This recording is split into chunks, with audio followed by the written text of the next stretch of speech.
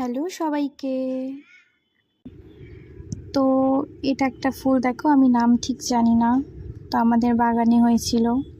তো আমি পরশু দিনের আগের দিন 25 তারিখ হবে, আজকে তো 28 তারিখ, আজকে 25, 26, 27, 28। তো 25 তারিখে আমি এই ফুলটা দুপুর 12টার দিকে বাগানে গেছিলাম। তো এই ফুলটা দুটো ফুটেছিল, আমি একটা তুলে এনেছিলাম, আমার খুব ভালো লেগেছিল। তো বাগান থেকে তুলে এনে ঘরে রেখেছিলাম টেবিলের মধ্যে। তো রোজই দেখছি যে ফুলটা এখনও মজেনি, কোনো জল দেওয়া নেই, কিছু নেই, এমনিই ছিল, এভাবেই আছে,